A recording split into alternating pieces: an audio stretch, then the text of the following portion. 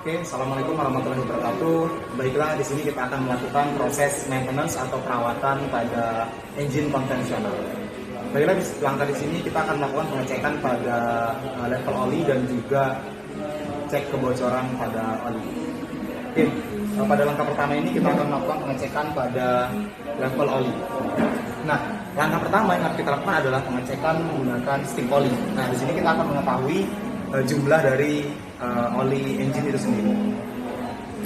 Kita tarik. Nah, jangan lupa siapkan lap. Jadi di langkah pertama kita lap terlebih dahulu. Lap pertama, kemudian kita masukkan kembali stick oli.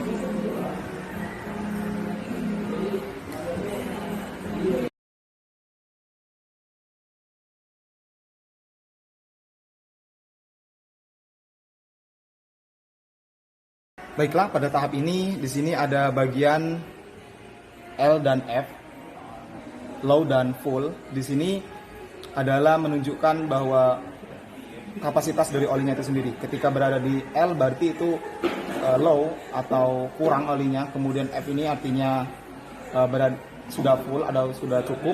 Kemudian ada middle, itu tengah-tengahnya.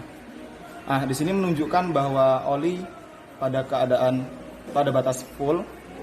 Artinya oli engine ini cukup. Nah, kemudian selain itu, selain kita melihat pengecekan levelnya, juga kita melihat viskositasnya. Kita ambil oli yang ada, kemudian kita coba rasakan menggunakan tangan. Di sana kita bisa mengetahui viskositas dari oli itu sendiri. Karena ini penting sekali, bukan hanya level olinya saja, tapi kita juga harus tahu warna dan juga viskositasnya. Nah, seperti yang saya rasakan di sini bahwa oli ini masih cukup baik karena viskositasnya cukup kental, artinya oli di sini masih dalam keadaan baik. Oke. Setelah kita melakukan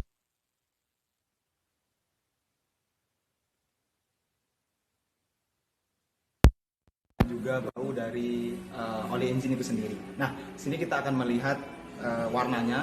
Jadi terlihat pada stick ini oli berwarna kuning bening. Itu artinya oli masih dalam keadaan baik. Nah, selain itu juga ada berwarna hitam, itu artinya oli sudah terkontaminasi atau sudah mungkin layak untuk diganti. Nah, kemudian kita coba bau, kita coba baui dari oli itu sendiri. Oke. Kalau baunya masih harum, itu berarti oli masih dalam keadaan baik. Tetapi ketika oli itu sudah bau pembakaran ataupun sudah tidak harum lagi, artinya perlu dilakukan penggantian. Setelah tahap selanjutnya kita melakukan pengecekan kebocoran pada oli engine. Nah, di sini kita bisa melihat kebocorannya itu pertama di bagian cover valve. Kita lihat pada bagian di sini apakah terdapat rembesan-rembesan oli, karena ketika ada rembesan-rembesan oli kemungkinan besar nanti terjadi kebocoran seperti itu. Nah, terlihat pada engine ini tidak ada kebocoran pada bagian cover valve. Kemudian juga kita lihat di antara silinder block dan juga silinder head. Nah, di sini bagian-bagian ini kita harus lihat juga. Biasanya kalau misal ada kebocoran itu terdapat rembesan-rembesan oli. Nah, pada engine ini kebetulan tidak ada rembesan, artinya dalam keadaan baik, tidak ada bocoran. Kemudian yang terakhir juga itu pengecekan pada carter atau fan oil. Nah, di sini kita lihat pada bagian-bagian ini tidak ada rembesan-rembesan, artinya tidak ada kebocoran pada carter, dan artinya engine ini dalam keadaan tidak ada kebocoran oli, dan itu tidak ada yang perlu diperbaiki.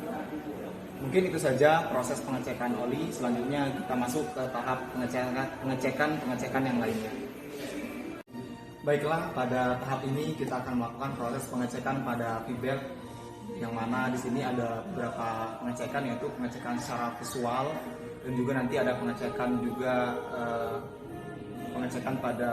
dengan aplikasi beban. Nah, pada proses pertama ini kita lakukan pengecekan secara visual. Jadi ini V-beltnya. Di sini kita bisa melihat apakah terjadi retakan pada V-belt. Karena ketika sudah jadi retakan-retakan yang parah, itu tidak perlu dilakukan pengecekan lagi, bisa langsung dilakukan penggantian. Nah, pada engine ini kita lihat secara visual. Baiklah, pada engine ini kita lihat bahwa V-beltnya tidak ada retakan-retakan yang retakan, terutama retakan parah, sehingga V-belt ini secara fisik masih dalam keadaan baik. Kemudian selanjutnya kita juga lihat kedalaman antara pulley dan juga V-beltnya apakah sudah tepat pada posisinya atau sedikit keluar gitu, karena ini penting juga untuk kita lakukan pengecekan.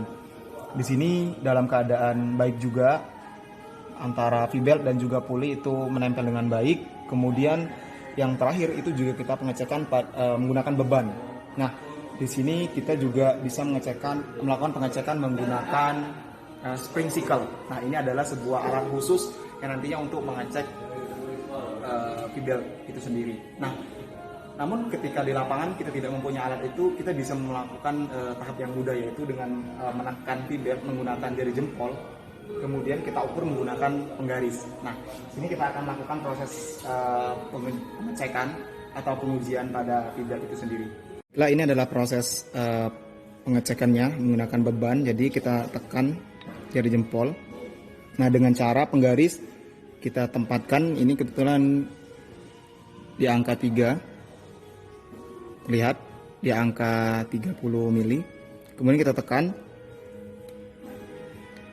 ini menunjukkan di angka 2, artinya 10 mili, dan ini masih masuk standar, yang mana standarnya 10 sampai 20 mm.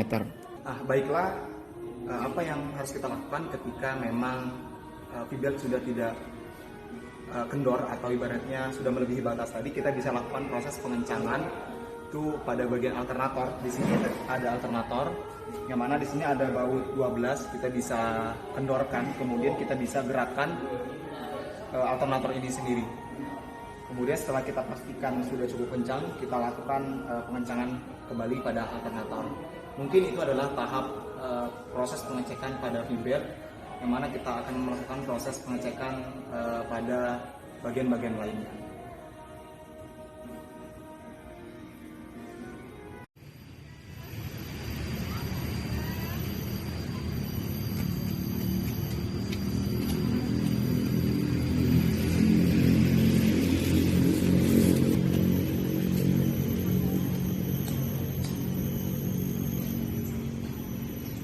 Pelan-pelan lah.